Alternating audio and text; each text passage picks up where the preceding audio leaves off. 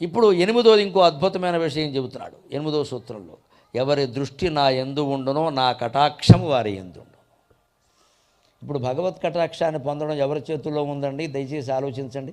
దేవుడు అనుగ్రహిస్తే కానీ, ఇది మొత్తం చేదస్తపు మాట, వాయిదా వేసి వ్యవహారం. దేవుడు అనుగ్రహించడం ఉండదమ్మా, నువ్వు గ్రహించడమే ఉంటుంది. అనుగ్రహించడం అంటే అనుసరించి గ్రహించడం. నువ్వు గ్రహించవలసిందే తప్ప ఆయన ఇచ్చేది ఏమి ఉండదు. ఆయన పని కట్టుకుని ఎవరికి ఇవ్వడు. ఆయన అనుగ్రహిస్తే కానీ ఆ పుణ్యం కూడా లేదంటే మనకి బద్ధకంగా ఉందన్నమాట చేయడానికి. ఇక్కడ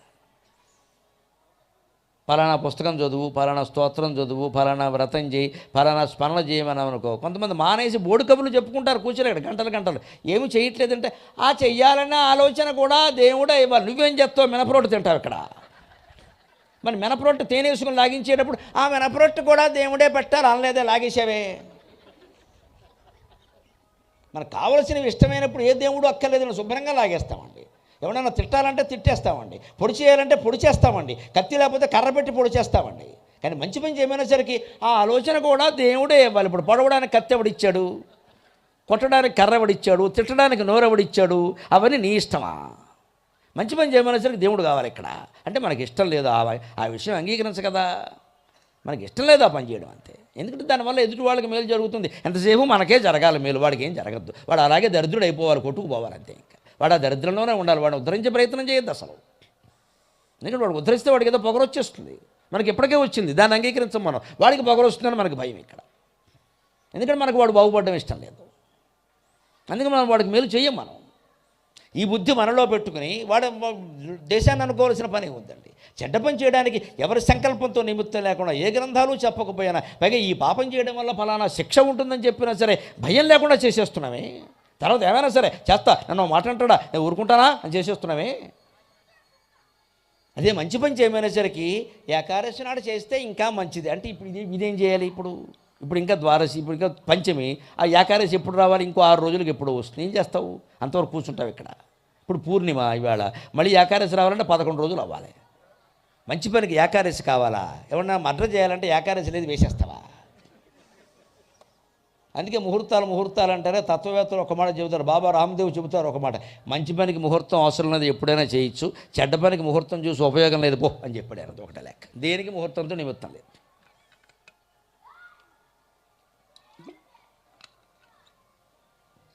మంచి పని ఎప్పుడైనా చేయొచ్చు, ముహూర్తం ఏమిటి? చెడ్డ పని ఎప్పుడూ చేయకూడదు. కాబట్టి దాన్ని ముహూర్తం చూడడం మరీ తప్పు. ముహూర్తం చూసి పొడుస్తావా? పొద్దున్న 8:42 నేను చంపాలని నిర్ణయించుకున్నాను, నువ్వు దయచేసి నా ఇంటికి రావాల్సింది అంటే ఎవడన్నా వస్తాడా? తాళి కడదామంటే వస్తాడు, తర్పణం విడిచిపెడదామంటే వస్తాడు, కానీ పొడుస్తానంటే ఎవడొస్తాడండి?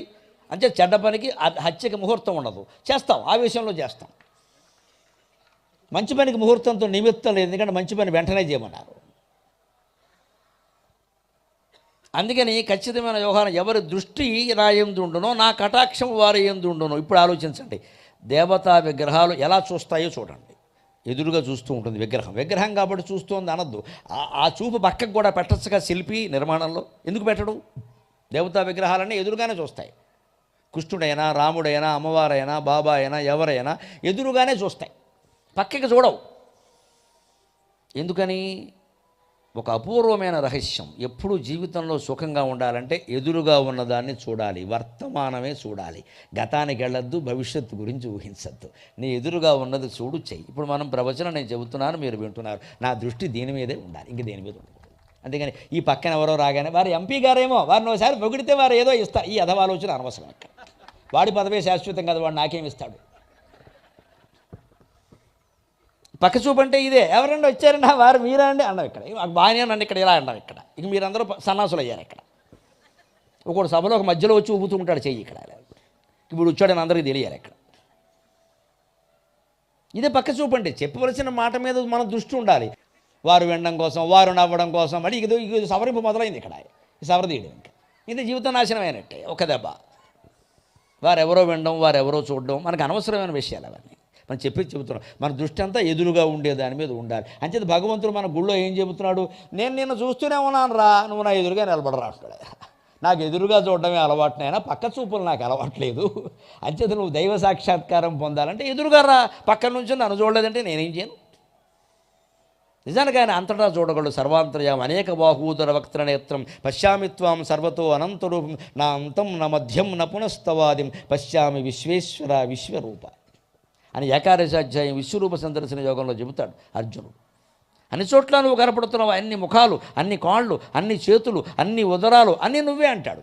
ఇప్పుడు దేవుడు లేనిది ఎక్కడ? అంటే దేవుడు మనకు కనపడడం, దైవ సాక్షాత్కారం కూడా మన చేతిలో ఉంది, కానీ ఆయన చేతిలో లేదు. పక్కా నిజం ఇది. నీ చేతిలో ఉంది. నువ్వు సిద్ధంగా ఉంటే దేవుడు సిద్ధంగా ఉన్నాడు. అందుకే కఠోపనిషత్తులో చెబుతారు ఒక్క మాట, ఎవరికి భగవంతుడు దర్శనమిస్తాడు అంటే, ఆత్మసాక్షాత్కారం ఎవరికి కలుగుతుంది అంటే, నాయమాత్మా ప్రవచనైన లభ్యక నాయమాత్మా ప్రవచనైన లభ్యక న బోధయా న బహునా శ్రుతేన ఇమే వైష ఉణుతే తేన లభ్యక. ప్రవచనాల వల్ల కూడా ఆత్మజ్ఞానం కలుగుతుందని చెప్పలేం, చెప్పిన ఫలితమే కలుగుతుంది. ఇది మళ్ళీ ఇంటికి వెళ్ళి మేము ఆచరిస్తేనే, నిరంతరం దీన్ని స్మరిస్తేనే మాకు కలుగుతుంది, విన్న మీకేనా కలుగుతుంది. మళ్ళీ వినడం ఎందుకంటే దాన్ని ఆచరణలో పెట్టడానికి, అవగాహన చేసుకోవడానికి. అంతేగాని దయచేసి దీన్ని సీడీల రూపంలో తీసుకుని మేము ఎప్పుడు ప్రయాణంలో ఆయన క్యాసెట్లే వింటాం, నీకు పని లేదు నాకు పని లేదమ్మా. అది ఎప్పుడు ఆ కారులో అది మోగుతూనే ఉంటుంది, వీళ్ళ పుకారు నడుస్తూనే ఉంటాయి పక్కన. ఇక్కడ అది కారు, ఇది పుకారు. ఏం విన్నారు? ఊరికే అక్కడ మోగుతుంది అంతే. మా బోటుగాడు పొరపాటున ఆ కారు ఎక్కితే నావే అందరూ వింటున్నారు, ఇదో గర్వం మాకు ఇక్కడ. ఇంకోటిది వింటే నాకేమైనా నష్టమా, అది వింటే నాకేమైనా లాభమా? ఇప్పుడు చెప్పినందుకు రమణమూర్తి గారు సత్కారం చేస్తారు, కారులో విన్నారంటే సత్కారం చేయరు, నాకేం సంబంధం దాంతో అంటాడు. అంతేనా లేదా? నాకేం ప్రయోజనం ఏం లేదు కదా. కానీ వింటే మీకు ప్రయోజనం కలగాలని దాన్ని ఆచరించాలి, విషయం అవగాహన చేసుకోవాలి, అన్వయం చేసుకోవాలి, ఆచరణలో పెట్టాలి. లేనప్పుడు ఎక్కడ విన్నా ఒకటే, ఎన్నిసార్లు విన్నా ఒకటి, క్యాసెట్లు అమ్ముడవడానికి పనికొస్తుంది, అంతకంటే లేదు ఇది. అంచేత నాయమాత్మ ప్రవచనైన లభ్యక నా బోధయ, బోధన వల్ల కూడా లభిస్తుందని చెప్పలేము. నా బహునా శృతి అయిన, ఎన్ని గ్రంథాలు చదివినా దొరుకుతుందని చెప్పలేము. దీనివల్ల లభిస్తాయి. ఏమేమై శవృణుతే తేన లభ్యక, ఎవరిని ఆత్మ స్వయంగా వరిస్తుందో అతనికి లభిస్తుంది. ఆత్మ వరించడం అంటే వరించడానికి వీలుగా మన హృదయాన్ని సిద్ధం చేసుకోవాలి. సూర్యోదయం కాగానే అన్ని పుష్పాలు వికసించవు, పద్మం వికసిస్తుంది వెంటనే.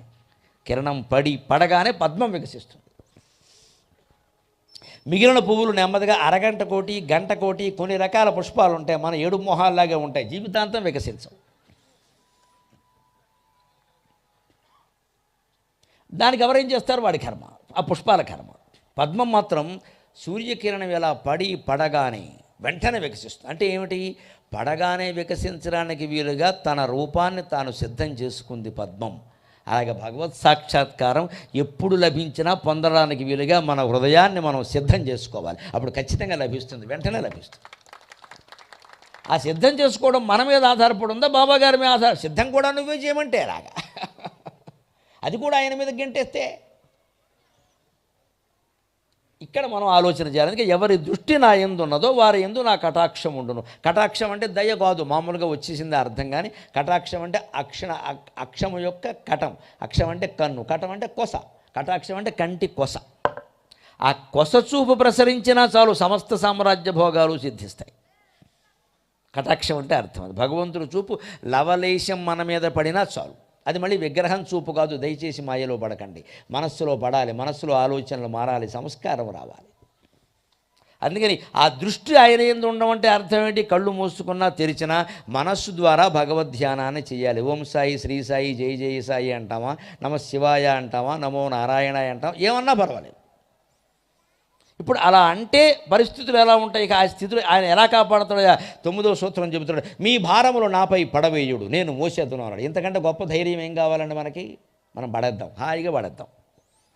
పెళ్ళిళ్ళ గురించి, ఉద్యోగాల గురించి, రకరకాల సమస్యల గురించి, అనారోగ్యాల గురించి మనసులో అనిపిస్తూ ఉంటాయి కదా. దేవుడా నీదే భారం, నీవే తప్పని తప్పరం బెరుగు మన్నింపన్గదే దీనుని రావే ఈశ్వర కావవే వరద సంరక్షించు భద్రాత్మక. అయిపోయింది. గజేంద్రుడు ఆ భారాన్ని మొత్తం ఆయన మీద పడైబట్టే ఒక్క క్షణంలో వచ్చాడు. అంతకుముందు 40 పద్యాలు రాశాడు, పోతన గారు రాయలేదు. ఊరికే కలం పెనలో ఇంకైపోయింది. గజేంద్రుడికి తొండమంతా అరిగిపోయింది, కాళ్ళు లాగేస్తున్నాయి, దేవుడు రాలా. ఎందుకంటే అందులో ఎక్కడ ఆర్తి లేదు. ఆర్తి ఎక్కడ ఉంది? లా ఒక్కింతయు లేదు, ధైర్యము విలోలం వయ్యే, ప్రాణంబులు ఠావును తప్పాను, మూర్ఛ వచ్చే తనువుండశ్యన్ శ్రమం వయ్యని, నీవే తప్పని తప్పరం బెరుగ మన్నింపన్గదే దీనుని రావే ఈశ్వర కావవే వరద సంరక్షించు భద్రాత్మక అన్నప్పుడు వచ్చాడు. సరిగ్గా అనారోగ్యంతో ఉన్నవాళ్ళు దయచేసి ఇలా చేయండి. ఆ మంచం మీద పడుకుని ఏడుస్తూ, ఏమిటో మోకాళ్ళ నొప్పులు తగ్గడం లేదు, ఈ వెన్నోడు చంపేస్తోంది, పట్టుకుని ఆసుపత్రి తీసుకెళ్ళమంటే తీసుకెళ్ళరు. ఎందుకు వచ్చిన గోలమ్మ ఇదంతా? ఆ బొంబాయిలో డాక్టర్ గారు ఎవరో ఆయన ఏం చేస్తాడు, ఇంకాస్త పెరగొడతాడు.